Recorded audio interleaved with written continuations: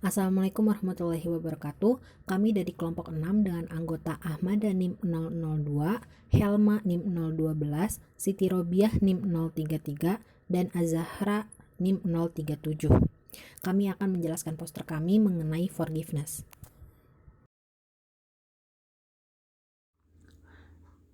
Definisi forgiveness menurut Michael McCullough adalah ketika seseorang yang disakiti memutuskan untuk mengampuni, tidak membalas dendam, atau menghindarinya.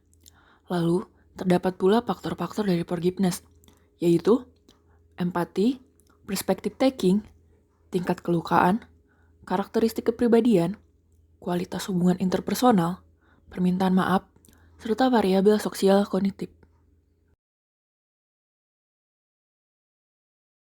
Dimensi forgiveness. Dimensi forgiveness ini terbagi dalam dua keadaan. Yang pertama adalah dimensi interpsikis, yang kedua adalah dimensi interpersonal.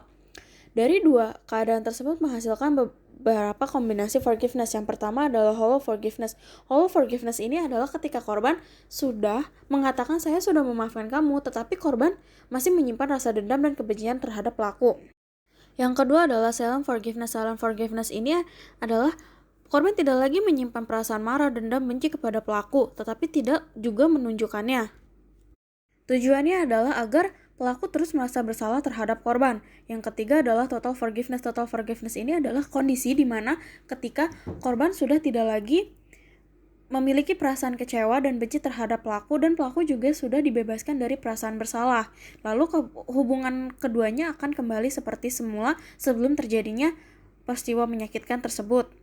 Yang terakhir adalah no forgiveness. No forgiveness ini adalah kondisi atau kombinasi intrasikis dan interpersonal forgiveness tidak terjadi pada korban.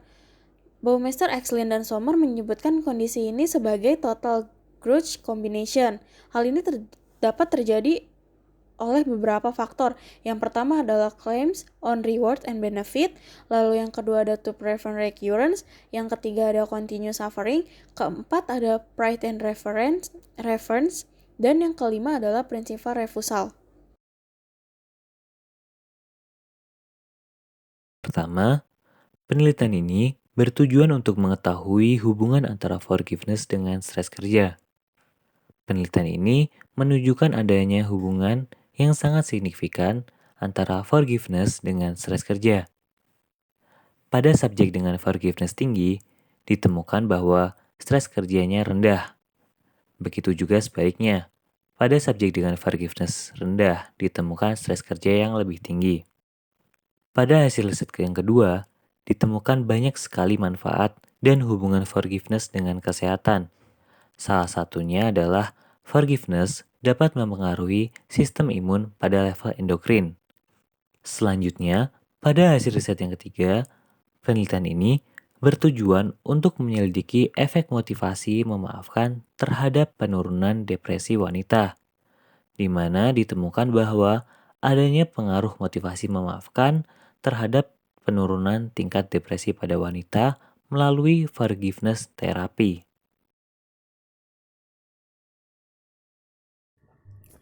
Forgiveness dan Corona. Dalam masa pandemi ini, juga dengan adanya isolasi dan segala macam pemberitaan tentang Corona, gampang banget orang buat stres atau depresi. Keadaan kayak gini bukan cuma nyerang kesehatan tubuh, tapi juga kesehatan mental kita. Virus Corona bisa ngeinfeksi siapa aja, tapi efeknya bakal lebih bahaya atau bahkan fatal kalau terjadi sama orang lanjut usia, ibu hamil, orang yang punya penyakit tertentu, perokok, atau orang yang daya tahan tubuhnya lemah. Salah satu cara supaya kita terhindar dari depresi atau stres adalah dengan menghindari pikiran negatif. Memaafkan atau forgiveness adalah salah satu hal yang bisa membuang pikiran negatif. Dari sekian banyak manfaat dari memaafkan, kami mengambil 3 poin yang berhubungan dengan kesehatan. Yang pertama, memaafkan mengurangi stres terutama bagi orang lanjut usia. Memaafkan membuat mereka jarang mengalami nervousness, kegelisahan, dan kesedihan. Kedua, memaafkan meningkatkan sistem kekebalan tubuh, kesehatan jantung. Yang ketiga, memaafkan juga mengurangi tekanan psikologi, gejala depresi, dan tekanan darah. Nah, dilihat dari manfaatnya, memaafkan akan sangat berguna sebagai upaya kita meningkatkan kesehatan tubuh dan mental dalam menghindari virus corona ini. Sekian penjelasan poster mengenai forgiveness dari kelompok kami. Jangan lupa, lagi pandemi, saatnya buang benci. Wassalamualaikum warahmatullahi wabarakatuh.